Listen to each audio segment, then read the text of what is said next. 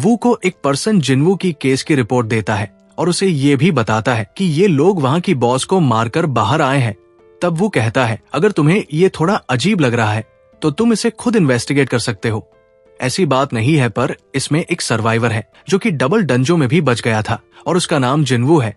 और सबसे बड़ी बात तो ये है कि उन मरे हुए हंटर्स में से एक हंटर था जिसका नामपन डनसुक था। ये तो वैंक डनसुक का भाई है ना, तो ये सच में बहुत चिंता करने वाली बात है। और तब हम देखते हैं यहाँ जिनवू घर वापस आ चुका होता है और अपनी बहन के लिए खाने का सामान लाया होता है, जिसे देखकर उसकी बहन बहुत खुश हो जाती है और कहती है, वैसे ये काफी ज्यादा अनयूजुअल चीज है कि तुम इतने सारे पैसे खर्च कर रहे हो। और आखिरकार पिछले मिशन में क्या हुआ था, इस बार तो तुम इतने इंजर्ड भी नहीं हुए और ऊपर से तो तुम्हें उसके बहुत सारे पैसे मिले थे। क्या तुम्हारे साथ ही सच में इतने ज्यादा सत? तब जिनवू हाँ कहता है और सोचता है उन्हें हराना बहुत आसान था और चाहे उनकी ताकत मुझसे बहुत ज्यादा थी पर फिर भी मुझे कोई मुश्किल नहीं हुई और उन्हें मारने पर तो मुझे कुछ फील भी नहीं हुआ। अगर मैं पहले वाला जिम्बू होता तो मैं अब तक डर के मारे भाग चुका होता। तो क्या मेरे लेवल के साथ साथ मेरी बहादुरी भी बड़ी है? पर इस बार जिन्हें मैंने मारा है वो कोई मॉन्स्टर्स नहीं थे बल्कि वो इंसान थे। तब जीना जिनवू से उसका हालचाल पूछती है। तब जिनवू कहता है, मैं ठीक हूं, मैं बस ऐसे से कुछ सोच रहा था और सोचता है अब मुझे पुरानी बातों के बारे में नहीं सोचना चाहिए और अपनी फैमिली के लिए ताकतवर बनना चाहिए और इस चीज की भी कोशिश करनी चाहिए कि मैं मरूं ना, क्योंकि अगर ये चीज दोबारा से हुई तो मैं फिर से यही करूंगा। और तभी हम देखते हैं जिनवू जैसे ही बियर पी रहा होता है, सिस्टम उसे एक नोटिफिकेशन दिखाता है पर जिनवू को कुछ समझ नहीं आ रहा होता। और तब वो बियर्स की कैन लेकर अपने रूम में चला जाता है और बहुत सारी बियर्स पीने लगता है और कहता है, मैं चाहे जितनी मर्जी बियर्स पी लूं पर ये सिस्टम मुझे उसका नशा ही नहीं होने दे रहा। क्या ये किसी स्किल का इफेक्ट है? और तभी उसे अपने पहले क्वेस्ट की नोटिफिकेशन आती है जहां पर उसे 2 एबिलिटीज मिली होती है, जिसमें से पहली थी कि वो उसकी मदद से अपनी सारी इंजरी को हील कर लेगा और दूसरी स्किल ये थी कि उसकी इम्यूनिटी और रीजनरेशन कैपेबिलिटी बढ़ जाएगी, जिस वजह से वो एक हेल्दी लाइफ जी पाएगा। तब जिनवू कहता है, मुझे इस चीज को चेक करने का तो मौका ही नहीं मिला, तो यही वो कारण है जिस वजह से मेरा कटा हुआ हाथ और पैर दोबारा से रीजन मेट कर पाया। और तब थोड़ी देर बाद जीना उसे बताती है कि उसके लिए यो का फोन आया है और तब वो यो से मिलने एक कैफे में चला जाता है जहां जिनवू कहता है, मुझे नहीं लगा था कि मैं तुमसे इतनी जल्दी मिलूंगा, तुमने मेरी जान बचाई है तो इसलिए मैं तुम्हें थैंक यू कहना चाहता था। तुमने मेरी बहुत मदद की है और मुझे मैजिक जैम भी दिया है और सबसे बड़ी मदद तो तुमने ये की है कि तुमने किसी को भी मेरी सच्चाई नहीं बताई। ये तो मैंने इसलिए किया क्योंकि उन लोगों ने सबसे पहले हमें मारने की कोशिश की थी और तुमने तो बस सेल्फ डिफेंस किया है। तो आखिरकार तुमने मुझे आज यहाँ क्यों बुलाया है?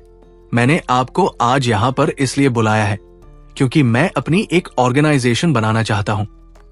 तब जिनवू उसकी पूरी बात सुनने बिना ही उसे मना कर देता है और कहता है, मैं किसी भी अमीर बाप की औलाद के साथ कोई रिश्ता नहीं रखना चाहता। पर यो के बार बार रिक्वेस्ट करने से जिनवू उसकी बात सुनने के लिए मान जाता है।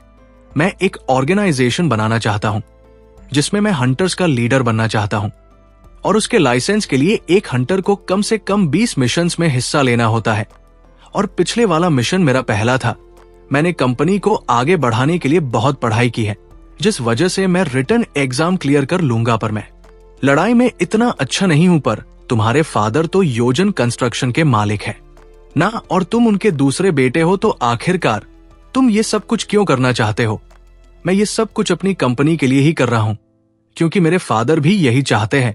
डंजो बहुत डेंजरस होते हैं पर उनके अंदर से बहुत रेयर तरह के खजाने मिलते हैं, जैसे कि मैजिक जेम्स और माना क्रिस्टल्स। और अगर कोई हाई रैंक बीस्ट हो तो हम उसकी बॉडी से इक्विपमेंट्स भी बना सकते हैं, जिसका मतलब है कि डेंजर्स को हम पैसों के लिए यूज कर सकते हैं। तो फिर तुम्हारे प्लान के हिसाब से तुम अपनी एक हंटर्स की टीम बनाओगे जो कि तुम्हारे लिए डंजो को जीतेगी, जिससे तुम्हें प्रॉफिट होगा। आपने सही कहा। और मेरे फादर तो एक एस रैंक हंटर को भी रिक्रूट करना चाहते हैं जो कि इस ऑर्गेनाइजेशन का लीडर बनेगा और मेरा भाई वाइस कमांडर बनेगा। ताकि वो इस ऑर्गेनाइजेशन को एक कंपनी की तरह रन कर सके। और यहाँ तो सिर्फ 7 ही एस रैंक हंटर्स हैं। मिन बंगुने ने अभी तक कोई भी ऑर्गेनाइजेशन को ज्वाइन नहीं किया है और वो रिटायर हो चुका है। तो इसका मतलब तुम दूसरी ऑर्गेनाइजेशन से उनके एस रैंक हंटर्स को खरीदने के बारे में सोच रहे हो, पर मैं तुम्हें बता दूं, तुम्हें ऐसा नहीं करना चाहिए, क्योंकि अगर तुमने ऐसा किया तो तुम्हारे लिए बहुत बड़ी मुसीबत खड़ी हो सकती है। मेरे भाई के अंदर कोई पावर नहीं है, इसलिए वो लीडर नहीं बन सकता, तो इसलिए मैं एक्सपीरियंस गेन करके लीडर बनना चाहता हूं। और अगर आपको भी अपनी पावर्स को छुपाकर मिशंस में पार्टिसिपेट करना है तो आपको साथियों की जरूरत है। और मेरे फादर के लिए भी मेरा किसी हायर रैंक हंटर के साथ जाने की बजाय किसी रैंक हंटर के साथ मिशन कंप्लीट करना ज्यादा सही रहेगा, ताकि उन्हें लगे कि मैं भी ताकतवर हूं। और सोचता है आप इस टाइम ई रैंक या फिर उसके ऊपर के होंगे, और अगर मैं किसी गलत आदमी के साथ टीम अप कर लूं तो मुझे उससे खतरा भी हो सकता है। तो इसलिए मेरा आपके साथ ही टीम अप करना सबसे अच्छा रहेगा। और तब वो जिन्वू को प्लान दिखाता है और उसे 30 बिलियन देने का वादा करता है। तब जिन्वू सोचता है 19 रैंक मिशंस के लिए ये मुझे 30 बिलियन दे रहा है, और वो भी उन मिशंस को करने से पहले। और अगर इस दुनिया में सिर्फ मैं ही हूं जो कि लेवल अप कर सकता है, तो ये कहानी थोड़ी अलग चल सकती है। और अगर मैं ऐसे ही लेवल अप करता रहा तो शायद एक दिन मैं एस रैंक या फिर उससे भी ऊपर तक पहुंच जाऊंगा।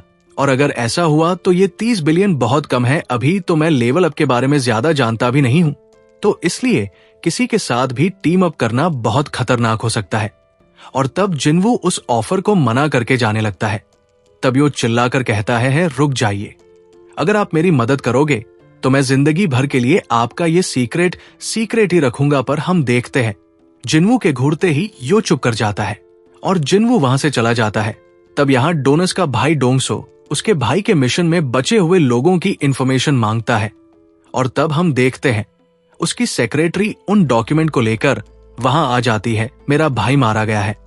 और तब वो अपने सेक्रेटरी से उन डॉक्यूमेंट को लेकर कहता है, लॉरा क्या होगा अगर मैं किसी और कंट्री में किसी पर्सन को मार डालूं? अगर किसी कंट्री में वो हंटर्स के क्राइम को खुद ही संभालते हैं तो आपको उस कंट्री के लॉ के हिसाब से सजा मिलेगी, पर अगर ऐसा कुछ नहीं हुआ तो आपको अपनी कंट्री के हिसाब से सजा मिलेगी। पर अगर एक कंट्री की गवर्नमेंट दूसरी कंट्री की गवर्नमेंट से बात करेगी तो शायद कुछ हो सकता है। मेरा शेड्यूल चेंज कर दो। अगर हमने ऐसा किया तो पूरी ऑर्गेनाइजेशन की फंक्शनिंग चेंज हो जाएगी। और वैसे भी आप इस टाइम बहुत बिजी चल रहे हैं, तो चलो तो फिर उन सभी चीजों को बात के लिए शेड्यूल कर दो। और मैं उम्मीद करता हूँ कि ये हंटर यो और हंटर जिन्वू मेरे वहां पर पहुंचते तक जिंदा रहा। और तब हम देखते हैं अगले दिन जिन्वू और उसकी बहन जॉगिंग के लिए पार्क गए होते हैं। तब जिन्वू कहता है, अगर तुम्हारे पास 30 बिलियन होंगे तो तुम उसका क्या करोगी? सबसे पहले मैं माँ के मेडिकल बिल्स को भरू पूई, और फिर अपने स्कूल की फीस भर दूंगी। पर इसके बाद का मुझे कुछ नहीं पता है, क्योंकि ये बहुत ज्यादा पैसे हैं। तुमने ठीक कहा। और उसे वहां छोड़कर रनिंग करते हुए वहां से चला जाता है। तब अपनी रनिंग पूरी करने के बाद जिन्वू नोटिस करता है कि 10 किलोमीटर पूरे होने के बावजूद भी उसका 1 किलोमीटर ज्यादा भागना रिकॉर्ड हो रहा होता है। और तब वो देखता है कि बाकी चीजें भी रिकॉर्ड हो रही होती है, जिस वजह से वो और ज्यादा मेहनत करने लगता है। और हम देखते हैं वो सारी चीजों को 2 गुना ज्यादा परफॉर्म कर लेता है, जिस वजह से उसका डेली टास्क एक सीक्रेट टास्क में कन्वर्ट हो जाता है। और उसे रिवॉर्ड के तौर पर एक थर्ड ऑप्शन भी मिलता है, जिसमें उसे ब्लेस्ड रैंडम लूट बॉक्स और कस्ट रैंडम लूट बॉक्स में से एक को चूज करना होता है। और वो ब्लेस्ड रैंडम लूट बॉक्स को चूज करता है, जिसमें से उसे एक नए डंजो की मिलती है। तब उसके सामने एक नोटिफिकेशन अपीयर होती है, जिस पर लिखा होता है ये कि डीन कैसल की है, जो कि एक एस रैंक डंजो है। और इसके अंदर आप एलेजर ऑफ लाइफ को हासिल कर सकते हैं, जो कि एक इस तरह का पोशन है जिससे किसी तरह की भी बीमारी को ठीक किया जा सकता है, जिसे देखकर वो बहुत ज्यादा खुश हो जाता है। और तब रात को अपनी माँ से मिलकर सोचता है, अगर एलेसर ऑफ लाइफ सच में किसी तरह की कोई भी बीमारी को ठीक कर सकती है तो मैं उसे हासिल करने जरूर जाऊंगा। तब यहाँ जिन्वू उस डंजो को खोलने के लिए पहुंच जाता है और सोचता है, मैं एक इस रैंक डंजो को खोलने जा रहा हूं, जिसका मतलब इसके अंदर ऐसे मैजिक बीस्ट होंगे जैसे कि जेजू आइलैंड पे थे, और उन्हें तो एस रैंक हंटर्स भी आसानी से हैंडल नहीं कर पाए थे। और तब हम देखते हैं जिन्वू उस जर में एंटर कर जाता है और सोचता है मुझे बहुत ज्यादा डर लग रहा है, तो अगर यहाँ पर कुछ भी गलत हुआ तो मैं इस टेलीपोर्टेशन स्टोन की मदद से यहाँ से भाग जाऊंगा।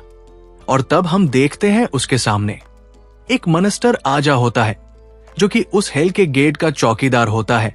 तब जिन्वू कहता है अगर मैंने अब हार मानी तो सब कुछ खत्म हो जाएगा, तो इसलिए मुझे और भी ज्यादा ताकतवर बनना होगा। और तब वो अपनी स्किल्स को एक्टिवेट कर लेता है और उस मॉइस्चर की तरफ भागने लगता है। तब हम देखते हैं उसके बार बार हमला करने से भी उस मॉन्स्टर पर कोई असर नहीं होता और तब वो अपनी नई स्किल मर्डरस इंटेंट को स्टार्ट कर लेता है और वो मॉन्स्टर उसकी वो स्किल को काट देता है, जिस वजह से जिन्वू उस स्किल को यूज नहीं कर पाता। और तब जिन्वू जैसे ही अपनी तलवार की स्किल को उस मॉइस्चर पर अप्लाई करता है, हम देखते हैं वो मच्छर उसकी उस स्किल को भी डीएक्टिवेट कर देता है और जिन्वू को बहुत ज्यादा जख्मी करके दूर फेंक देता है।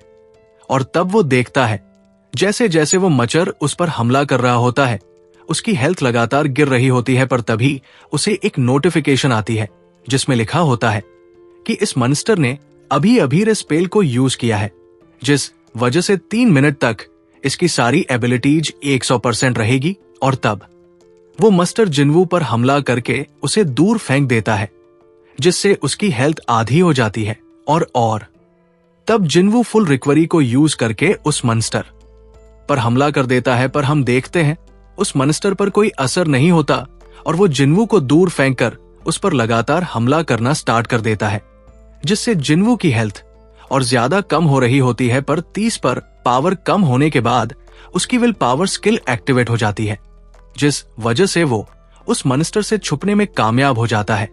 तब जिन्वू सोचता है ये सिस्टम बार बार क्रिटिकल मूवमेंट्स पे मुझे वार्निंग दे रहा है ताकि मैं मरूं ना, मुझे बस इस मच्छर से 3 मिनट तक बचना होगा, पर वो भी इम्पॉसिबल है, तो इसलिए मुझे स्टोन का यूज करना ही पड़ेगा। पर हम देखते हैं वो मॉन्स्टर जिन्वू पर हमला कर देता है जिससे उसका टेलीपोर्टेशन स्टोन दूर गिर जाता है और तब जिन्वू फिर से उस मॉन्स्टर के हमले से बचकर छुप जाता है। पर हम देखते हैं अब उसकी हेल्थ बहुत कम बची होती है और वो कहता है आखिरकार अब मैं क्या करूं, अगर इसने मुझे और मारा तो मैं मारा जाऊंगा।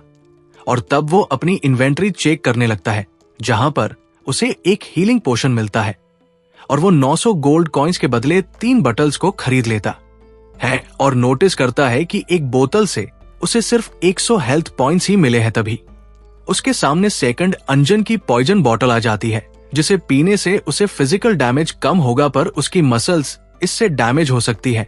पर उसे साथ में ये भी याद आता है कि डबल डंजो की वजह से वो जल्दी से रीजन मेट कर सकता है, जिस वजह से वो उस पॉइजन बॉटल को पी लेता है और तब वो मस्ट उस पर हमला कर देता है और जिन्वू उसके हमले से बच जाता है और कहता है अभी ये खत्म नहीं हुआ है। और तभी हम देखते हैं उस मॉन्स्टर के एडवांटेज के 3 मिनट खत्म हो जाते हैं, जिस वजह से जिन्वू ने जो भी उस पर हमले किए थे वो असर दिखाना स्टार्ट कर देते है। तब जिन्वू अपनी पूरी ताकत से उस पर हमला करना स्टार्ट कर देता है और हम देखते हैं उस मॉन्स्टर के 2 सिर हार चुके होते हैं, पर एक सिर जिन्वू को अपने दांतों से पकड़ लेता है, जिस वजह से जिन्वू की हेल्थ बहुत कम बचती है। पर जिन्वू फिर भी हार नहीं मानता और लगातार उस मॉन्स्टर की आंखों पर हमला करना स्टार्ट कर देता है और हम देखते हैं बहुत सारे हमलों के बाद वो मॉन्स्टर हार जाता है, जिस वजह से जिन्वू के लेवल्स अप हो जाते हैं और उसके जख्म भर जाते हैं। और तब जिन्वू को उस मॉश को हराने के बाद कुछ आइटम्स मिलती हैं और एक डेमन कैसल की मिलती है।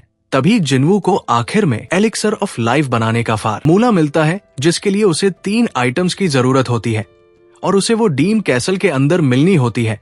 तब जिन्वू सोचता है इस लड़ाई के बाद मैं जान चुका हूँ कि मेरा करंट लेवल क्या है, तो इसलिए अगर मैं इस टाइम इस कैसल के अंदर गया तो मैं पक्का मारा जाऊंगा। पर मैं वादा करता हूँ कि मैं वापस जरूर आऊंगा गाइस। आज का जो 49 एपिसोड था जो कि ना सिस्टम के बारे में अभी उन्होंने बताई नहीं है, तो मे बी इन फ्यूचर में इनकी स्टोरी और ज्यादा इंटरेस्टिंग बन सकती है। नेक्स्ट एपिसोड का लिंक आपके स्क्रीन पर आ रहा होगा, आप पर क्लिक करके अगले एपिसोड को देख सकते हो।